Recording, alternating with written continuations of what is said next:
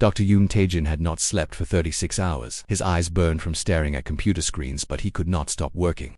The underground laboratory in Busan hummed with activity as his team raced against time. In less than 2 days, Earth would give its answer to the Vorthans, and he knew what that answer would be. His assistant, Choi Min-young, ran toward him with excitement on her face.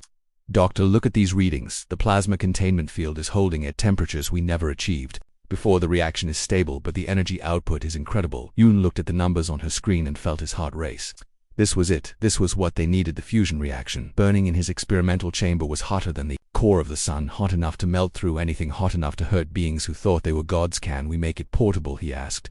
"Can we put this fire into a weapon?" Min-young nodded quickly. "Yes, doctor. We can build containment units small enough to fit on missiles. The plasma will stay stable for several minutes after launch, long enough to reach their ships above ground in Seoul." The final decision was being made. President Park Seo-jin stood before the combined leadership of Earth. Her face was pale, but her voice was strong when she spoke to the world. "I have consulted with every nation, every leader, every military commander on our planet." The cameras broadcast her words to every corner of Earth. People stopped working, stopped eating, stopped breathing as they waited to hear their fate. In hospitals, patients turned toward television screens. In schools, children gathered around radios. In homes, families held each other. "The Vorthan Empire has given us a choice: submit or die." They believe we are weak. They believe we are cowards. They believe we will kneel rather than fight. They are wrong. Her voice grew stronger as she continued. "We are human beings. We bow to no one. We have faced ice ages and plagues and wars. We have climbed the highest mountains and dove to the deepest oceans. We have split the atom and walked on the moon. We do not surrender." The cheers that erupted across the planet could probably be heard in space. In every city, in every town, people cried and shouted and sang. They were afraid, but they were also proud. Their leaders had chosen death before dishonor, freedom before slavery. But President Park was not finished. "We choose to fight not because we can win, but because we must. We will not let our children grow up as slaves. We will not let Earth become a factory for alien conquest. If we must die, then we die as free people, standing on our feet, not kneeling on our knees." The Vorthan response came within minutes. Their ships began moving. For the first time since they arrived, they descended slowly toward Earth. Major cities like dark angels bringing death.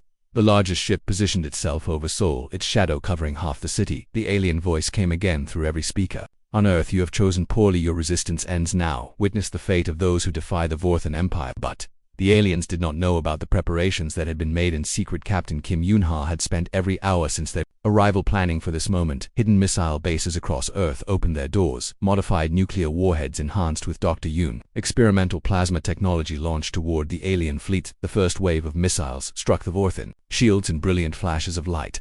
The shields held, but for the first time since their arrival, the alien ships rocked under impact. Warning lights flashed on their bridges. Alarms sounded in their command centers. "Impossible," the Vorthan commander transmitted to his fleet. "These primitive weapons cannot harm us. Our shields are impenetrable." But Captain Kim had been right about the alien weaknesses. Young engineer Oh Jae-sung had been monitoring their communications with linguist Professor Nam Soo-bin. They had learned that the Vorthans had never faced real resistance before. Every other species had surrendered after the demonstration of power. The aliens had built their empire on fear and intimidation, not on actual fighting. Their weapons were designed to destroy defenseless targets. Their tactics were meant to break morale, not win battles. They had never learned how to fight an enemy that refused to quit us. The first day of fighting ended. The alien ships hung damaged in Earth orbit. For the first time in 1,000 years, the Vorthan Empire had been hurt by their intended victims. The commander stared at his damage reports with something he had never felt before: uncertainty on Earth. The celebration was brief. The missiles had barely scratched the alien ships, and now the real war would begin. General Lee Tae-ho coordinated the global defense, while Admiral Kyung-min prepared for the invasion he knew would come. Da-yoon worked frantically to produce more plasma weapons. His daughter Harry had joined his team, bringing fresh ideas and young energy. "Father," she said, studying his designs, "what if we do not just make the weapons hotter? What if we make them smarter?" She showed him her modifications: plasma charges that could change frequency to match enemy shield patterns, weapons that could learn and adapt with each shot. Her father smiled with pride and exhaustion. "You may have just saved our world, my daughter." But the Vorthans were adapting to their second wave of attacks. Targeted Earth military bases and communication centers. They sent ground forces to major cities. Strange insect-like creatures with 4 arms and compound eyes that moved faster than human soldiers. Sergeant Kongbyura led her unit through the burning streets of Tokyo. The first alien she saw was taller than any human, with armor that seemed to grow from its skin.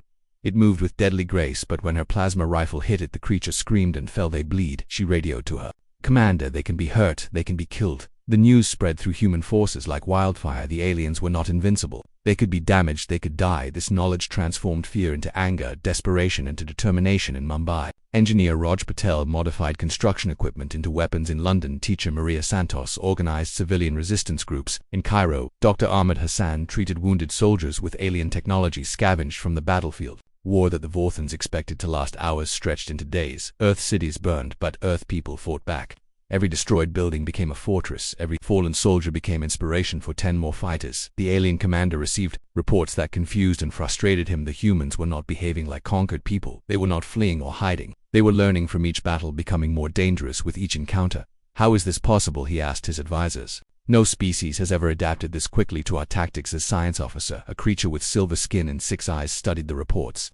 Sir, these humans do not fight like other species. They do not have a central authority that can be destroyed. They fight as individuals, as families, as communities. When we kill their leaders, new ones appear. When we destroy their weapons, they build better ones. The commander felt something new creeping into his thoughts. It was not quite fear, not yet, but it was doubt, and doubt was something the Vorthan Empire had never allowed itself to feel. The second week of fighting began. Both sides prepared for larger battles.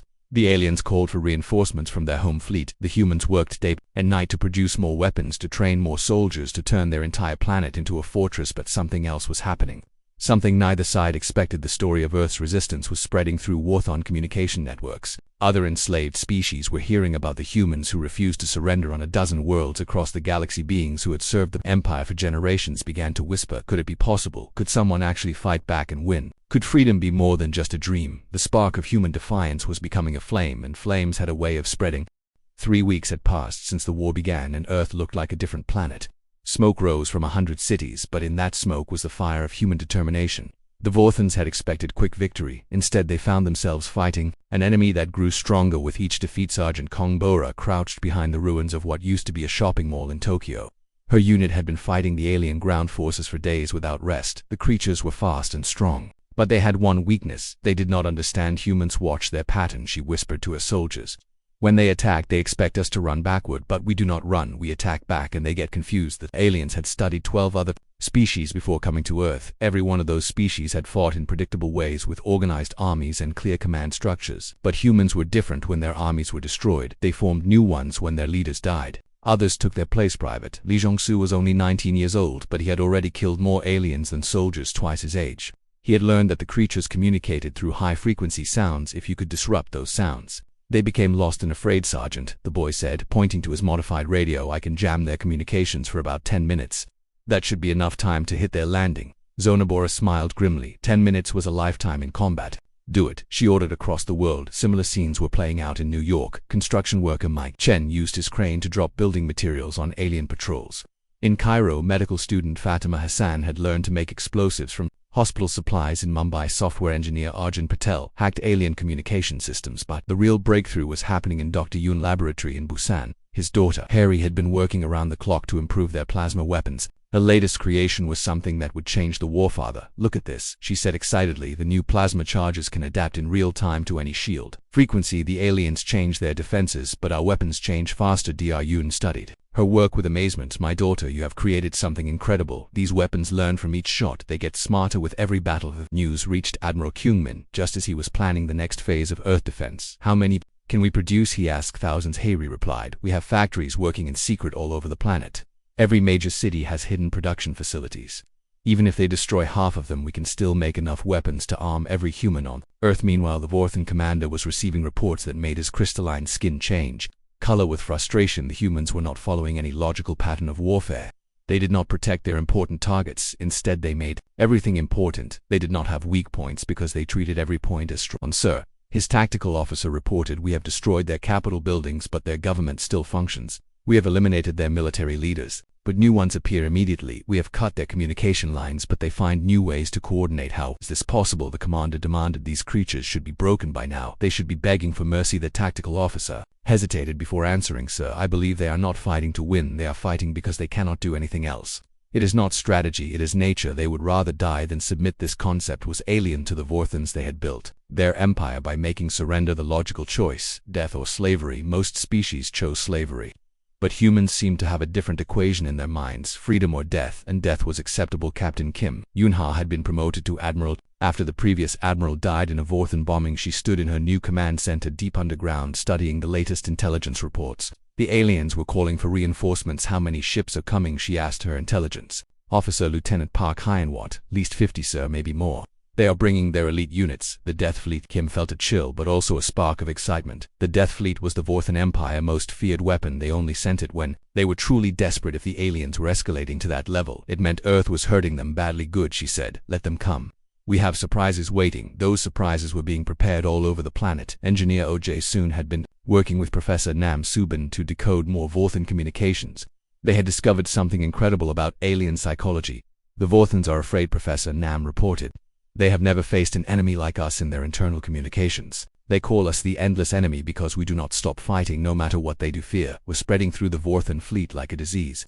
Soldiers who had conquered 12 worlds without losing a battle were now afraid to leave their ships. The humans were unpredictable, dangerous, and worst of all, they were teaching other species how to resist. Reports came in from across the Vorthan Empire. Slave worlds were beginning to rebel. The story of Earth. Resistance had spread through underground. Network species that had served the Empire for generations were remembering what freedom felt like on the mining world of Kepler-7. The rock creatures called Petra began sabotaging alien equipment on the agricultural planet New Harvest. The plant beings called Verdini stopped producing food on the ocean world of Deep Blue. The water dwellers called Aquari sank Vorthan transport ships. The Vorthan commander realized with growing horror that the human infection was spreading. If Earth was not crushed quickly, the entire empire could collapse. Other species were looking to the small blue planet and seeing that resistance was possible, but that humans were preparing for the final battle. Dr. Yoon and his daughter had created their masterpiece, a weapon that could turn the power of stars into instruments of war. They called it Project Prometheus, after the human myth of stealing fire from the gods. We are not stealing fire from gods, Harry told her father with a fierce smile. We are becoming the gods of fire. The plasma reactors they had built could generate temperatures found only in the core of suns. The energy could be contained and directed like a weapon, but it required perfect timing and incredible courage to use it. Kim studied the plans with amazement. This could work, she said, but we would have to get close to their ships, very close. It would be a suicide mission for whoever operates these weapons. I will do it, said Captain Park Jin-woo. He was barely 20, but he had become one of Earth's best pilots. If this can save our world, then my life is a fair price. Kim looked at the young man and saw the determination that had carried humanity.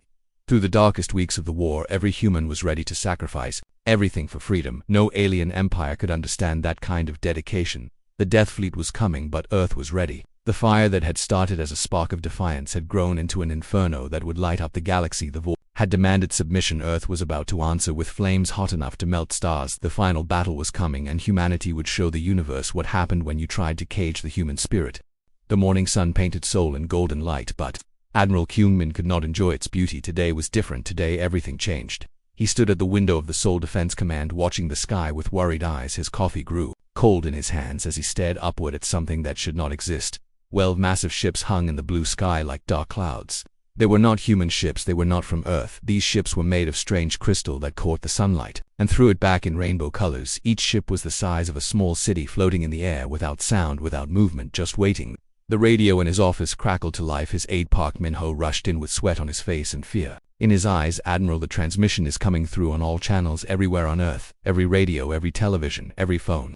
They want everyone to hear this. Kyungmin nodded and turned up the volume. The voice that came through was not human. It was cold and mechanical, like a machine trying to sound alive but failing. The words were imperfect Korean, but somehow wrong, like they were translated by something that did not understand. Feelings, humans of Earth, your species has been evaluated by the Vorthan Empire. We have studied your technology, your military, your capacity for resistance. You are weak, you are primitive, you pose no threat to our expansion across this galaxy. The voice paused and Kyungmin felt his heart beating faster. He had been a soldier for 30 years. He had fought in wars and seen death, but nothing had prepared him for this moment. When his entire world faced something beyond imagination. We offer you one choice and one choice only. Submit to Vorthan rule. Accept your place as workers in our great empire. Your lives will be spared if you obey. Our needs are simple. You will mine our metals, build our ships, grow our food. You will serve and you will survive. Admiral Kyungmin closed his eyes and thought of his daughter Soo-jin, who was studying medicine in Busan. He thought of his wife, who tended her garden every morning. He thought of all the people walking the streets below who had no idea their world was ending. Or you may choose death. The voice continued. We have destroyed 12 worlds before yours. Each one thought they could resist us. Each one learned they were wrong. Your moon bears witness to our power. Look up and see what defiance brings through his window. Kyungmin could see the moon, even in daylight. A huge glowing crater marked its surface where the aliens had demonstrated their weapons. The sight made his stomach turn. These creatures had scarred the moon just to make a point, just to show Earth what they could do. You have 72 of your time units. You call hours to decide. Surrender and live, resist and burn. The choice is yours, but choose wisely. We do not offer mercy. Twice the transmission ended, and silence filled the command center. Kyungmin looked around. At his staff, their faces showed the same mix of terror and disbelief he felt in his own heart. Lieutenant Colonel Kim Dae-ho spoke first, his voice barely a whisper. "Sir, what do we do?" Before Kyungmin could answer, his secure phone rang. It was President Park Seo-jin calling from the Blue House emergency meeting. She said, "All world leaders in 1 hour. We need to decide what humanity does next." The meeting took place in a deep bunker beneath Seoul. Presidents and prime ministers from every nation appeared. On screens around the room, some were crying, some were angry, some just stared with empty eyes at the impossible situation they faced. President Park Seo-jin looked older than her 50 years as she addressed the gathering. "The aliens have given us 3 days to decide. The question before us is simple. Do we fight and probably die, or do we surrender and hope they keep their word?" General Lee Dae-ho was the first to speak. He was a big man with gray hair and scars from old battles. "Sir, we have run every computer simulation. We cannot win. Our best weapons barely damage their shields. One of their ships could destroy every major city on Earth. Their technology is centuries ahead of ours." But Captain Kim Yoon-ha of the Space Defense Corps had been studying the alien ships since they arrived. She was young, only 32, but she had the sharpest mind in the military. "Sir, I have been watching their weapon patterns. Every time they fire, there is a cooling period. They cannot maintain continuous fire." "What does that mean?" asked President Park. "It means they are not God's captain," Kim replied. "It means they have limits. It means maybe, just maybe, we can hurt them if we are smart about it." Dr. Yoon Tae-jun joined the meeting by video link from his laboratory in Busan. He was a thin man with thick glasses who had spent his life studying plasma physics. "Madam President, I have been working on something. The fusion reactions in my lab have reached temperatures we never thought possible. If we can weaponize this technology," the Brazilian president interrupted. "How long would that take?" "Dr. Weeks, months. I cannot say for certain. But if we surrender now, we lose the chance forever." The debate went on for hours. Some leaders argued for surrender. They spoke of saving lives, of accepting defeat to preserve the human race. Others called for resistance. They said death was better than slavery, that humanity should not kneel to alien invaders. Young communication officer Bae Sung-ho had been monitoring alien transmissions. He burst into the meeting with news that changed everything. "Sir, we have intercepted their internal communications. They are not just planning to enslave us, they plan to use Earth as a military base to attack other star systems." Room fell silent. President Park asked, "What does that mean, Lieutenant?" "It means they will turn our world into a weapon factory. It means they will force our children to build ships that will destroy other planets. It means if we surrender, we become part of their war machine." This news hit the leaders like a physical blow. The idea of their children being forced to help destroy other worlds was too much to bear. Even those who favored surrender began to reconsider as the meeting continued. Reports came in from around the world. Millions of people were fleeing the cities. Some were trying to hide underground. Others were gathering in churches and temples to pray. Many were just standing in the streets, looking up at the alien ships and wondering if tomorrow would come. In Tokyo, elderly Mr. Sato closed his shop and sat with his granddaughter watching the sky. In New York, teacher Maria Santos hugged her students and told them everything would be okay. In Mumbai, engineer Raj Patel worked frantically on designs for underground shelters all across Earth. People prepared for the end of the world. They knew, but in Seoul, Captain Kim Yoon-ha was not preparing to die. She was preparing to fight. She had noticed something else about the alien ships, something that gave her hope. They had positioned themselves in a specific pattern, one that could be exploited if someone was brave enough to try them. 72 hours were counting down, and humanity had to choose: submit to slavery or fight for freedom. The decision would not just determine Earth's fate, but the fate of every world. The Vorthans planned to conquer next. As night fell over Seoul, Admiral Kyungmin stood again at his window. The alien ships glowed softly in the darkness like deadly stars. Tomorrow the world would know what choice humanity had made. Tomorrow the galaxy would learn what humans were really made of. A countdown had begun. The day that would decide Earth's fate began with darkness. The Vorthan Death Fleet had arrived during the night, blocking out the stars with their massive ships. 300 vessels of destruction hung in space above the planet, each one capable of burning continents to ash. Admiral Kim Yoon-ha stood in the underground command center that had become humanity's last fortress.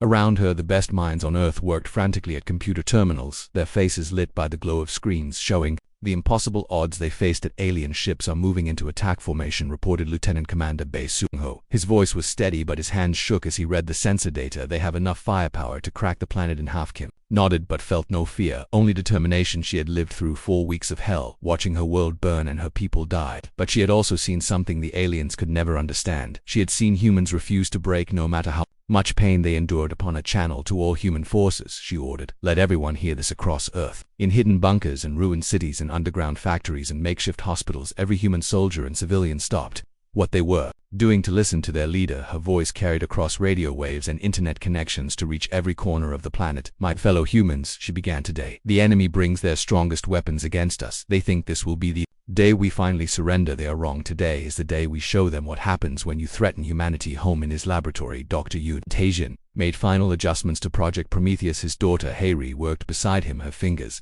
flying over control panels as she prepared to unleash artificial stars against the alien fleet. The fusion reactors hummed with barely contained power, hot enough to melt the hulls of Worthen warships. The calculations are perfect, she told her father. The plasma will remain stable for exactly 7 minutes after launch. That gives us time to get the weapons to their target. 7 minutes to save the world. Dr. Yoon thought it seemed impossible, but so had everything else they had accomplished. The humans had already achieved the impossible by surviving this long. Captain Park Jin-woo climbed into his fighter craft, knowing he might never climb out again. His ship had been modified to carry one of the Prometheus weapons, the plasma reactor mounted beneath his cockpit contained the heart of a star waiting to be released. The pilots across Earth were making the same sacrifice. Lieutenant Kim Soo-min in Beijing, Ensign Lee Dong-hein in London, Flight Officer Cho Yoon-young in Cairo. Each one carried a piece of stellar fire that could burn through any defense. The battle began at dawn.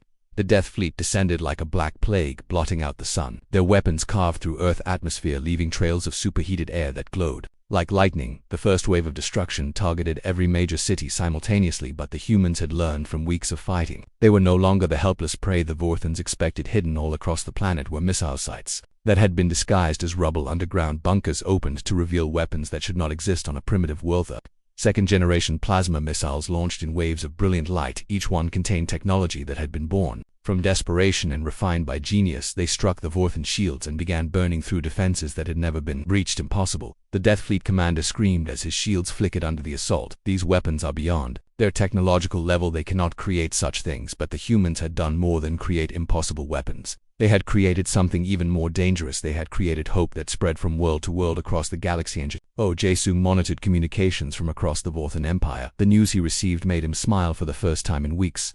Admiral, the slave rebellions are spreading. The aliens are losing control of their outer territories. Every enslaved species had heard the story of the humans who refused to kneel. The rock creatures of Kepler-7 had destroyed 3 mining stations. The plant beings of New Harvest had poisoned the food supplies meant for Vorthen worlds. The water dwellers of Deep Blue had sunk an entire transport fleet. The Vorthen Empire was collapsing from within, but the Death Fleet commander was determined to crush Earth before the rebellion spread further. His ships moved into closer formation, preparing to burn the human world to bedrock. That was exactly what Admiral Kim had been waiting for.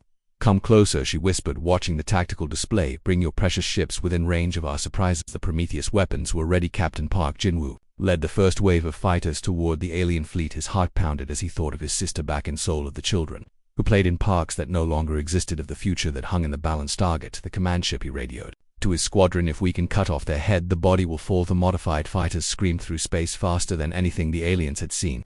They wove between the massive Death Fleet vessels like angry insects, avoiding the defensive fire that tried to swat them down. Park saw his target, the largest ship in the enemy formation.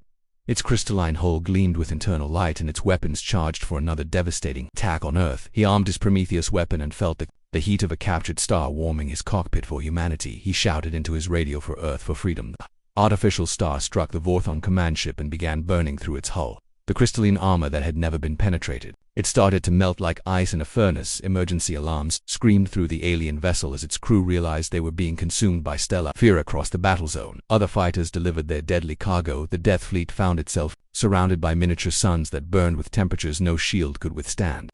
Ship after ship began to glow and melt, their proud formations broken by weapons that turned matter into plasma. The Death Fleet commander watched his forces being destroyed by creatures he had considered barely above animals. His crystalline skin shifted through colors of rage and disbelief as reports flooded in from across his empire. Sir, the rebellions have reached the core worlds. The slaves are using human tactics, sir. Our reinforcement fleets are being attacked by species we thought were pacified. Sir, the Empire Council is demanding your immediate return, but there would be no return.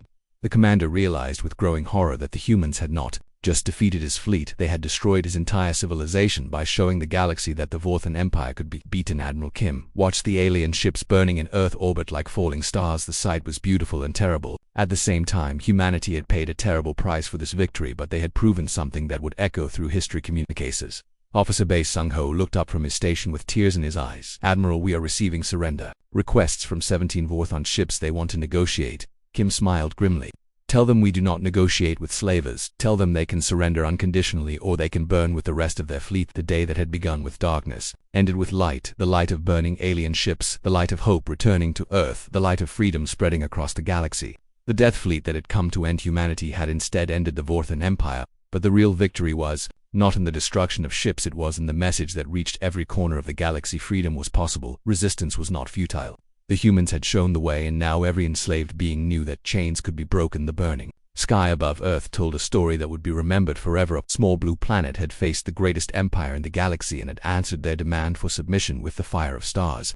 The final phase of the battle began when Dr. Yoon Harry activated the last sequence of Project Prometheus from hidden installations across Earth. The remaining artificial stars erupted into space like a constellation of vengeful gods. Each one moved with deadly purpose toward the scattered remnants of the Death Fleet. The Vorthon ships that had survived the first wave tried desperately to retreat, but they found themselves trapped by their own formation. The massive vessels that had been built to intimidate worlds could not move fast enough to escape the stellar fire that pursued them. Admiral Kim Yoon-ha stood in her command center watching history unfold on the tactical screens around her. The officers who had fought through the darkest weeks of human history were finally seeing victory within their grasp. "Admiral," reported Lieutenant Commander Bei Sung-ho, his voice filled with excitement, "we are detecting massive explosions in the enemy fleet. The artificial stars are working better than we hoped. The Prometheus weapons had exceeded every expectation.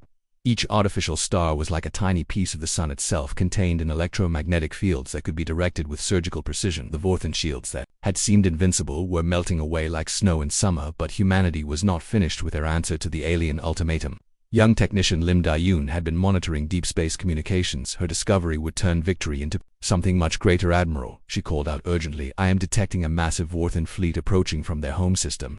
Hundreds of ships, maybe thousands. They will be here in less than 6 hours." The command center fell silent. Everyone understood what this meant. Even if they destroyed the Death Fleet, even if they saved Earth, the aliens would return with overwhelming force. The war would never truly end. Captain Oh Ji-sung had been thinking about this possibility for weeks. He had prepared for the moment when Earth would have to make its final choice. Do we defend our world or do we take the fight to them? He stood up from his communications station and addressed Admiral Kim. "Sir, we have long-range ships that survived the battle. We have the Prometheus technology. We can take the war to their home system before their reinforcements arrive." The idea was insane. Earth had barely survived defending their own world. The thought of attacking the Vorthon home system seemed impossible, but Kim had learned that impossible was just another word for something humans had not done yet.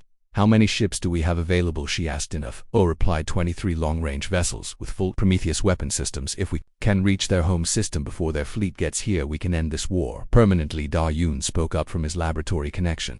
"The artificial star technology can be scaled up. We can create weapons large enough to destroy entire fleets. We can build stars that burn hot enough to sterilize worlds." The weight of that statement settled over the command center. They were talking about genocide, about destroying an entire civilization, but then Kim remembered the ultimatum, the choice between slavery and death that the aliens had given Earth. They chose this path. She said quietly, "They demanded submission or extinction. We offered them the same choice and they chose extinction within hours." Earth's surviving fleet was racing through space toward the Vorthon home system. The ships carried the accumulated fury of a world that had refused to kneel. They carried weapons born from human ingenuity and alien arrogance. They carried the fire of freedom that would burn across the galaxy. The journey took 18 hours. During that time, reports came in from across the former Vorthon Empire. The slave rebellions were spreading faster than anyone had imagined. Entire star systems were declaring independent. Species that had been oppressed for centuries were rising up with weapons and tactics learned from human broadcasts. The rock creatures of Kepler-7 had captured their entire star system. The plant beings of New Harvest were using biological weapons to drive out their oppressors. The water dwellers of Deep Blue had formed an alliance with 6 other aquatic species to control all the ocean. World's Fleet Admiral Kim, as she was now called, received a transmission that brought tears to her eyes. It was from the Petra leader on Kepler-7, a being made of living stone whose voice rumbled like an earthquake. "Humans of Earth, you have given us something we thought was lost forever. You have given us hope. We who were slaves for 1,000 years are now free. We will remember your gift for all time." Similar messages came from dozens of worlds. Each one told the same story. The human example had sparked a galactic revolution against oppression. The Vorthon Empire was crumbling, not from external attack but from internal collapse as its slaves remembered what freedom meant. But the final blow was yet to come. The human fleet dropped out of hyperspace at the edge of the Vorthon home system. They found themselves facing the birth world of an empire that had terrorized the galaxy for millennia. The planet below was a crystalline world that sparkled like a jewel. Its beauty was stunning, but Kim felt no mercy. The beings on that world had built their civilization on the suffering of others. They had given Earth the choice between submission and destruction. Now, it was time for them to face the same choice. The Vortenholm fleet was pitiful compared to the armadas they had sent to conquer other worlds. Most of their ships had been dispatched to crush rebellions, or to reinforce the attack on Earth. The planet was nearly defenseless. Captain Park Ginwoo, who had survived the battle above Earth, led the final attack. His ship carried the largest Prometheus weapon ever built, an artificial star powerful enough to crack a planet if necessary. But as his ship approached the crystalline world, something unexpected happened. Transmissions began flooding the communication channels. Vorthen voices speaking in the universal language: panic, fear, and desperation. Do not destroy us. We surrender. We will free all slaves. We will disband the empire. We will never threaten another world. Fleet Admiral Kim listened to the pleas and felt a mixture of satisfaction and sadness. This was how it felt to have absolute power over another species, life or death, the same power the Vorthens had wielded for so long. She opened a channel to the planet below, and her words were broadcast to every corner of the former empire. This is Fleet Admiral Kim Yunha of Earth. Your empire demanded our submission. We refused. Your empire threatened us with extinction. We have brought extinction to your doorstep. The silence that followed seemed to last forever. Then Kim continued, but we are not you. We do not destroy worlds for the pleasure of destruction. We offer you the same choice you gave us: surrender completely and live, or resist and face the consequences. The surrender was immediate and total. The Vorthen Empire that had ruled for 1,000 years collapsed in a single day. Their fleets returned to their home system bearing white flags. Their governors abandoned their posts. Their administrators freed their slaves. But the most important moment came when the young Vorthen who had delivered the original ultimatum to Earth appeared on the communication screen. His crystalline skin had lost its proud luster, and his compound eyes showed an emotion his species rarely felt. Shame, humans of Earth, he said in the mechanical voice that had once threatened their world. We underestimated you. We thought strength came from the ability to destroy. We learned too late that true strength comes from the refusal to be destroyed. Fleet Admiral Kim looked at the being who had started this war and felt no hatred, only pity. You had 1,000 years to learn that lesson, she replied. Your victims tried to teach it to you, but you would not listen. The war was over, but the real victory was just beginning. Reports flooded in from across the galaxy as freed species began to rebuild their worlds, to rediscover their cultures, to remember what life was like without fear. The human fleet began its journey home, carrying news that would reshape galactic civilization. They had proven that no empire was too powerful to fall, that no oppression was too strong to resist, that freedom was worth any price. As Earth grew larger in their viewports, Fleet Admiral Kim opened one final communication to her homeworld Earth: to all human colonies and allied worlds, the fire of freedom burns eternal. We answered their demand for submission with Inferno, and we are still here. The transmission was picked up by species across the galaxy and translated into 1,000 languages, but the message was the same everywhere. The humans had kept their promise. They had shown that resistance was possible, that freedom was achievable, that even the mightiest empire could be brought down by beings who refused to kneel. The galaxy would never be the same. The age of empires was ending and the age of freedom was beginning, all because one small blue planet had looked at impossible odds and decided to fight anyway. The empire had demanded submission. Earth had answered with Inferno, and the fire they lit would burn for all eternity.